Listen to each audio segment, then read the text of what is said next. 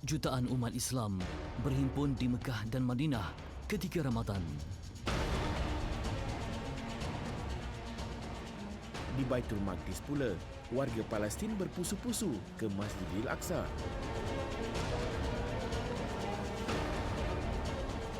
Kami menyaksikan pelbagai ragam dan budaya yang berbeza.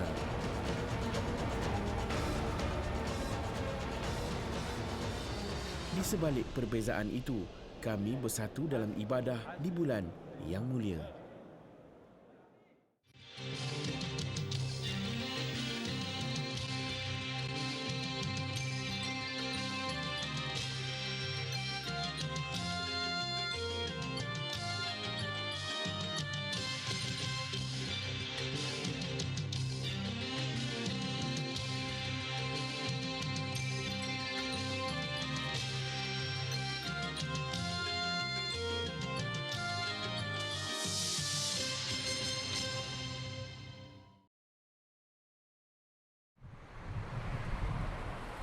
Amman, ibu negara Jordan.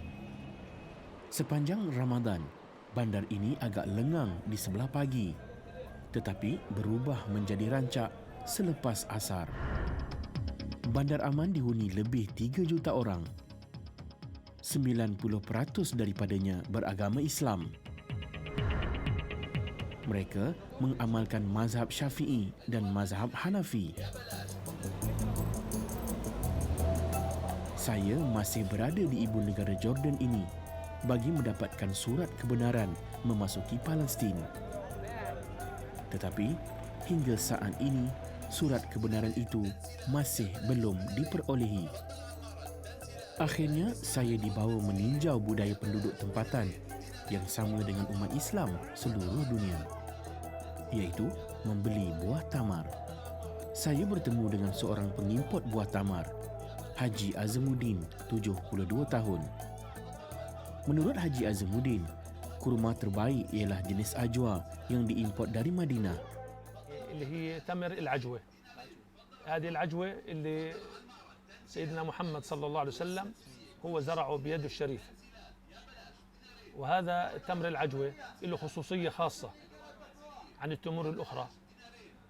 والحديث بيقول من تصبح ب7 تمرات من عجوة المدينة فلا يصيبه في يومه لا نصب ولا وصب ولا سحر. Okay, for our breakfast. Okay. So he will be the first, person he feed us for the breakfast. Inshallah. Okay. He said no, I'll give you the tamar from now to have the breakfast. Pertemuan singkat bersama pemilik kedai ini membuahkan ikatan persaudaraan seagama dari dua negara yang berbeza. Dia sangat baik hati. Dia jemput kita untuk berbuka puasa bersama dengan dia. Tapi kita kata kita ada urusan lain. Dia bekalkan kita dengan buah tamar supaya dia nak juga pahala puasa tu. Maksudnya orang yang berpuasa ini akan mendapat pahala yang berganda apabila dia menjamu orang yang sedang berpuasa. Sejenak bersama Haji Azamuddin memberi gambaran kepada kami betapa amalan sunnah diamalkan secara meluas di bulan Ramadan.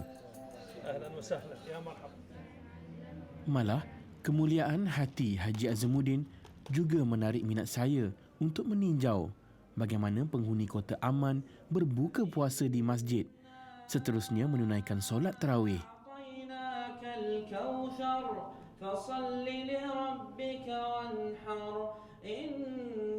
Untuk tujuan itu, saya akan ke Masjid Sabriyah, sebuah masjid terkenal di Bandar Amman.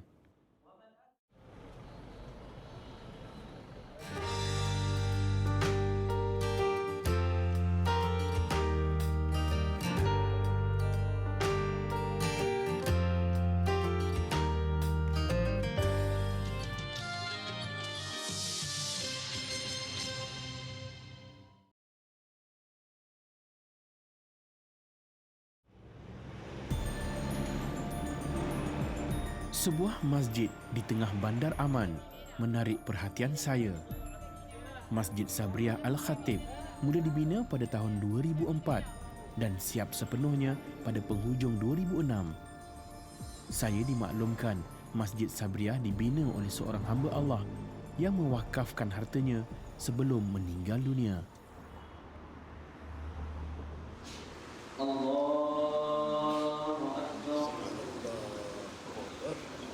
Saya merebut peluang merasai keberkatan di dalam masjid yang dibina atas keikhlasan sedekah jariah seorang wanita dikenali sebagai Hajah Sabriah Khatib. Rasulullah sallallahu alaihi wasallam pernah menyebut 3 perkara yang menjadi bekal orang beriman selepas hayatnya, ialah amal soleh ketika dia hidup, doa dari anak yang soleh dan sedekah jariah.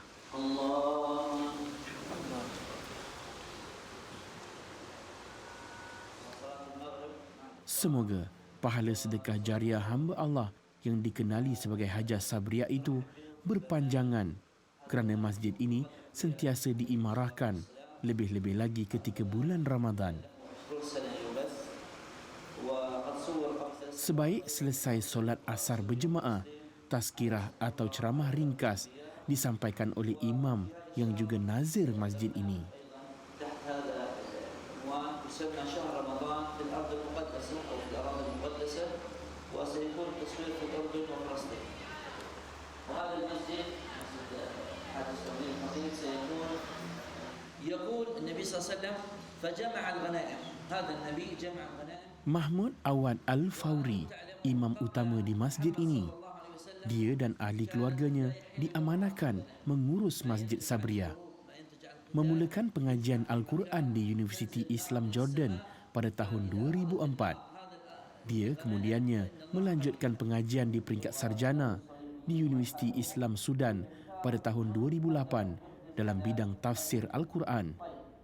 Kepribadian bapa kepada 5 orang anak serta ahli keluarganya sangat disenangi penduduk setempat. Mahmud Awad telah 5 tahun berkhidmat di masjid ini. Sebenarnya, dia pernah bercadang untuk melanjutkan pengajian sarjananya di Malaysia, tetapi tidak kesampaian kerana tawaran dari Universiti Islam Sudan datang lebih awal. Walau di mana pun dia belajar, yang lebih utama ialah ilmu yang disampaikan kepada jemaah di masjid ini. Agak sukar sebenarnya untuk merakamkan aktiviti dalam masjid di Bandar Aman. Pihak masjid memerlukan surat pengesahan dari beberapa institusi pentadbiran sebelum membenarkan rakaman. Namun, situasinya berbeza di Masjid Sabriah. Imam Mahmud mengalu-alukan kehadiran kami, malah dia menegaskan, ini rumah Allah. Satu kenyataan yang tidak akan saya lupakan. Masjid Sabriah terus dimakmurkan. Selepas ceramah ringkas, jemaah membaca Al-Quran bagi mengisi masa menjelang waktu berbuka.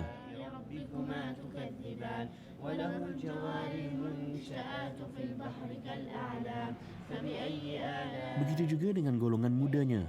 Benih Islam diterap di peringkat awal usia. Kami difahamkan, majlis bertadarus di kalangan kanak-kanak dilakukan sebanyak 2 kali sehari sepanjang Ramadan, iaitu selepas subuh dan sebelum maghrib, sementara menunggu waktu berbuka. Ketika Ramadan, Masjid Sabriah tidak pernah sunyi. Setiap waktu pasti ada jemaah yang datang memanfaatkan bulan yang dijanjikan pahala berganda ke atas segala amalan baik. Saya turut mengambil kesempatan itu dengan meneliti hadis-hadis Rasulullah sallallahu alaihi wasallam. Dalam sebuah hadis yang diriwayatkan Anas bin Malik, Rasulullah sallallahu alaihi wasallam pernah bersabda, sesiapa yang menghadiri majlis ilmu pada bulan Ramadan, Allah mencatatkan setiap langkahnya menyamai ibadat setahun dan dia bersamaku, yakni Rasulullah, di bawah arash. Masa berlalu begitu pantas. Persiapan untuk berbuka puasa sudah bermula. Ketenangan di masjid ini membuat saya begitu asyik meneliti hadis-hadis baginda sallallahu alaihi wasallam. Hinggalah jemaah semakin ramai membuatkan saya tersedar waktu berbuka semakin hampir. Sepanjang berada di Jordan, saya jarang berbuka sendirian. Kebanyakannya bersama masyarakat setempat yang meraihkan kehadiran kami. Juadah berbuka yang disediakan amat ringkas. Setiap jemaah berbuka dengan sebotol susu, buah tin dan beberapa biji buah tamar. Buah tamar antara makanan yang digemari Rasulullah sallallahu alaihi wasallam. Di dalam sebuah hadis diriwayatkan Abu Daud dan Imam Tirmizi, Rasulullah sallallahu alaihi wasallam pernah bersabda, "Jika salah seorang di antara kamu hendak berbuka puasa, berbukalah dengan tamar, sebab tamar itu berkah. Kalau tidak ada, maka dengan air, kerana air itu bersih dan suci." Ketika ini musim panas di Jordan. Para jemaah lebih gemar mengambil susu menyerupai dadih atau yogurt sebagai minuman kerana ia sesuai untuk menyejukkan badan. Berbuka secara ringkas menambah kenikmatan ibadah puasa. Kerana selepas ini kami akan menunaikan rukun Islam kedua secara berjemaah.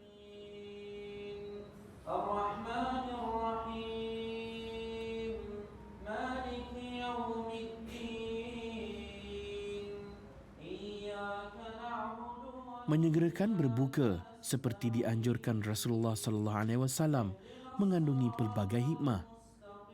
Antaranya, kita tidak tergopoh gapah dalam melaksanakan solat maghrib. Amalan akan lebih sempurna apabila ia dilakukan dalam keadaan yang tenang.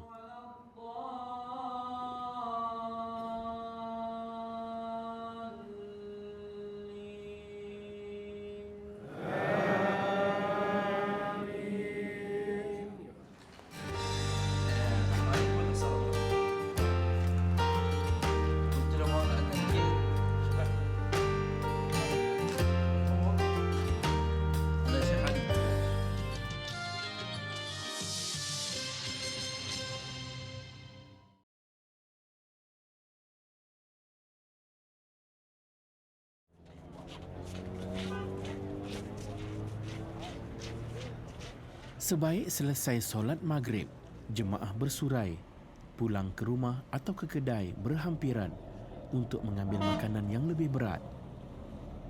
Tetapi saya dibawa oleh Imam Mahmud untuk menikmati juadah yang telah disediakan olehnya.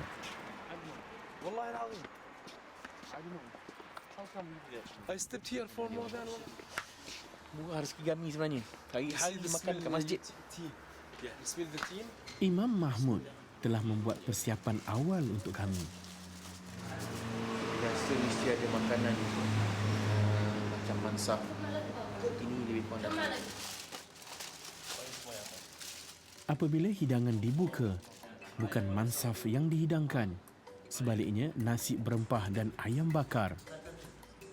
Kami terasa amat dihargai dengan layanan yang diberikan. Layanan untuk tetamu istimewa, kata Imam Mahmud.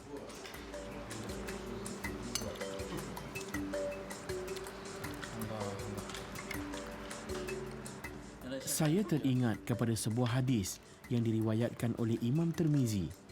Rasulullah sallallahu alaihi wasallam pernah bersabda, "Sesiapa yang menjamu makanan untuk berbuka bagi orang yang berpuasa, pahalanya sama seperti pahala orang yang berpuasa itu, yakni pahala berpuasa yang tidak dikurangkan walau sedikit."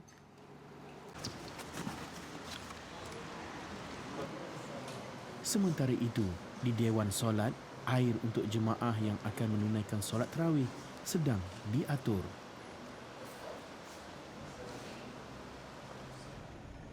Rutin Imam Mahmud sepanjang bulan Ramadan bermula seperti biasa. Dia akan mengimamkan solat Isyak, seterusnya mengetuai para jemaah menunaikan solat sunat tarawih. Ar-Rahmanir-Rahim, Maliki Yawmiddin, Iyyaka na'budu wa iyyaka nasta'in.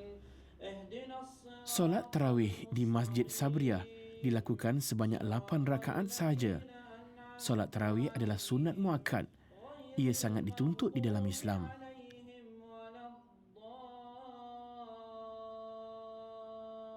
Di dalam sebuah hadis, Sayyidatina Aisyah radhiyallahu anha berkata, Rasulullah sallallahu alaihi wasallam mengerjakan sembahyang sunat tarawih di masjid.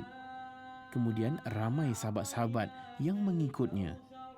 Pada malam berikutnya, baginda mengerjakan lagi di masjid. Sahabat-sahabat yang datang semakin ramai. Pada malam ketiga, sahabat-sahabat berkumpul menunggu kedatangan Rasulullah sallallahu alaihi wasallam. Tetapi baginda tidak hadir. Keesokan harinya, Rasulullah sallallahu alaihi wasallam berkata kepada mereka, "Sesungguhnya aku melihat sambutan kamu. Sebenarnya aku tidak datang pada malam itu hanya kerana takut sembahyang ini diwajibkan ke atas kamu."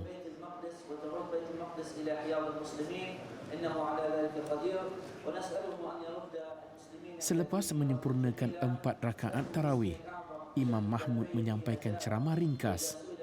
Malam ini, dia berceramah tentang fadilat menunaikan solat di Masjidil Aqsa, masjid ketiga yang dimuliakan dalam Islam.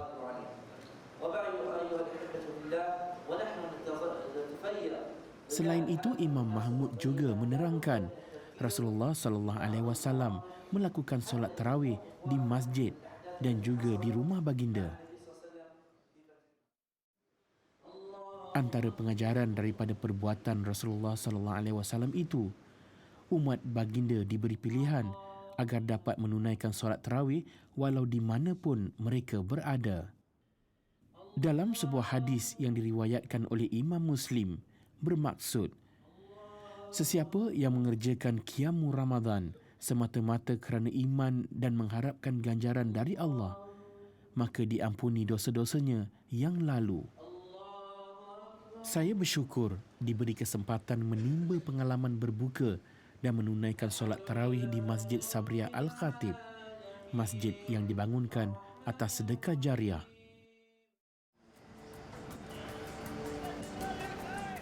Misi saya untuk hari ini telah selesai, tetapi bagi penduduk Bandar Aman, ketika bulan Ramadan, aktiviti harian mereka bermula selepas solat tarawih.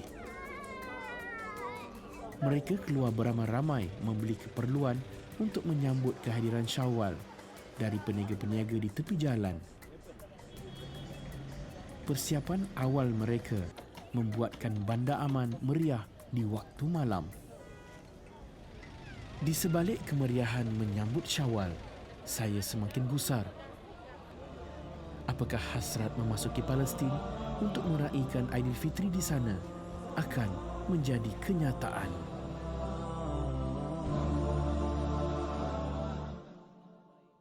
أحلى القوافي والنشيد في مقدم الشهر السعيد النور في الدنيا يزيد والرب تواب شكور أحلى القوافي والنشيد في مقدم الشهر السعيد النور في الدنيا يزيد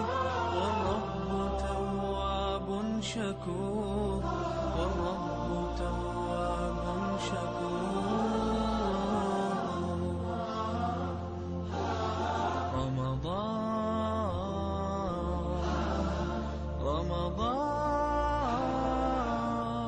welcome holy month Ramadan welcome